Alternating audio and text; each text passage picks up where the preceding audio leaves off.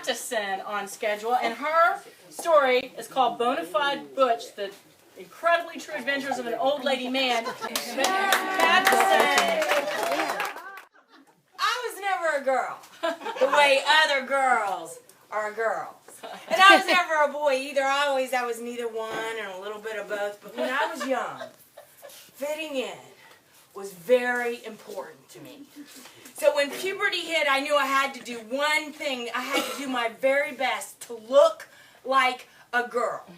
I remember reading a magazine article about applying makeup. The diagram in the magazine had a picture of a face with various sections marked off and descriptions about what makeup to apply to each section. It was fun. It was like paint by numbers, except on my face. And it looked about as good as my grandmother's rendition of The Last Supper. But practice makes perfect. And over time, I learned how to perfectly apply subtle shades and shadows on my face, how to use hot rollers to curl and style my long hair, how to dress in the latest feminine fashions. In fact, I was good at it, and it suited my theatrical nature. When I applied the accoutrements of femininity, I felt like I was getting ready to play a major role on Broadway. The only problem, there was never a stage, wasn't a script, it was my life. While looking like a girl wasn't hard, per se, it was seriously high maintenance. Exhausting, really. I grew weary and ultimately felt oppressed by the charade of it all. Really, I'm butch, I announced to a group of gay friends when I was 19 years old. I mean, I'm butch, like deep down inside. They laughed. I still had long hair, and I think I was actually wearing a sundress. Sandals. At the time, I just started coming out as gay. And standing there hanging out with my 3 gay friends outside the student center at the University of Alabama in Tuscaloosa was about the gayest thing I'd ever done. Well, you don't look very butch, said the other lesbian in a kind of begrudging way. I never liked her. Well, I am butch, I declared. I just don't know how to look butch. Yeah. A few years later, when I shaved my head, donned a pair of combat boots, slipped on some tattered jeans and a tight white t-shirt, it was thrilling. I looked in the mirror and smiled. It felt like I was finally seeing myself for the first time. To this day, it was the happiest and most liberating moment of my life. So for my entire adult life, I've been out as butch, and usually identifiable as such. Being butch is actually really easy. Much more low maintenance than being femme. But living as butch can be hard. Mostly because others don't seem to feel my vibe. Does it bother you that people think you're a man, Mama once asked me? No, I replied. Why should it? I know who I am and what I am. It's not my problem if people can't figure it out. I say that, but then a lot of people can't figure it out. I get called sir and son and buddy a lot. But I don't really mind. My gender and who I am isn't dependent on whether or not others see me accurately. One time, my friend Dan, who's a young trans queer, and I were talking about gender identity, and at some point, as a joke, I said to him, just think of me as an old lady man. I'm just too old, too tired, and too cranky to be concerned about people's sexism and transphobia and the narrow-minded notion that there's only one way to be a woman or a man. Well, this conversation must have impressed my young friend quite a bit. Later, on a different occasion, he introduced me to a friend of his. This is Mattison, Dan said. She's an old lady man. It was as if old lady man was this totally legit social and political identity. Like, old lady men unite! Here, we're old lady men. We want senior discounts. I know one thing.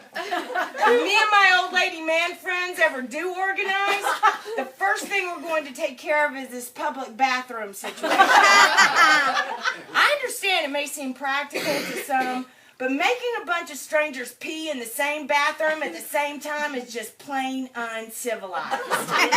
If you're a lady who looks like a stereotypical lady, then using the ladies' bathroom is a relatively mundane experience. But if you're an old lady man, it can get downright scary. On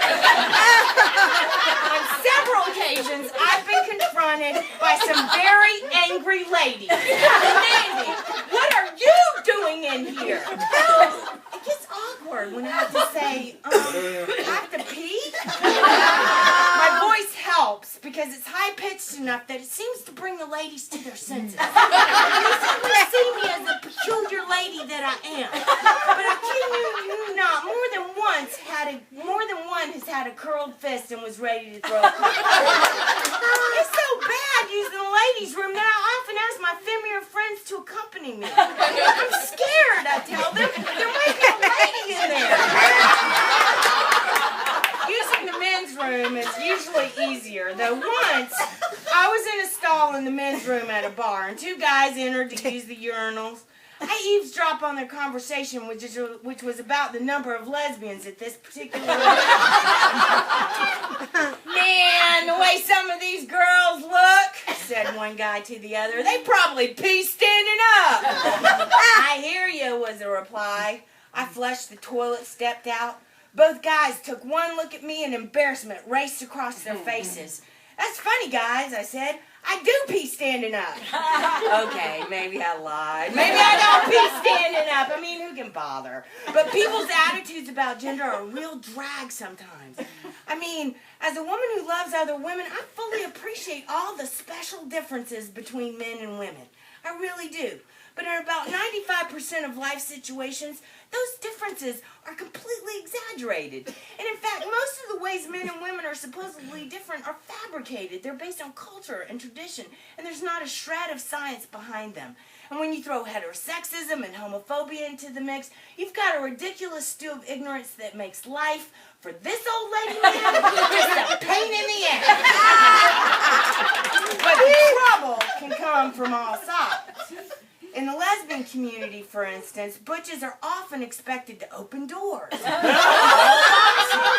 fix things. Personally, I don't mind these tasks. I'm fairly skilled at opening doors, hauling boxes, and fixing things. But honestly, I've never dated someone so dainty that she couldn't open a door or haul a box herself. One thing I'm good at that lends me a bunch of butch cred is pumping gasoline. I love pumping gasoline. It's like my thing. I think it's hardwired, like I got the gasoline pumping gene or something. And from the way my butch friends are happy to let me pump gas, I figure not everybody has it. One thing I do not like, however, in every relationship I have ever had, it was my job, just by some unspoken default, to deal with various insects and pests. Like being butch automatically installs some internal defense against being scared shitless by vermin. I can tell you it does not.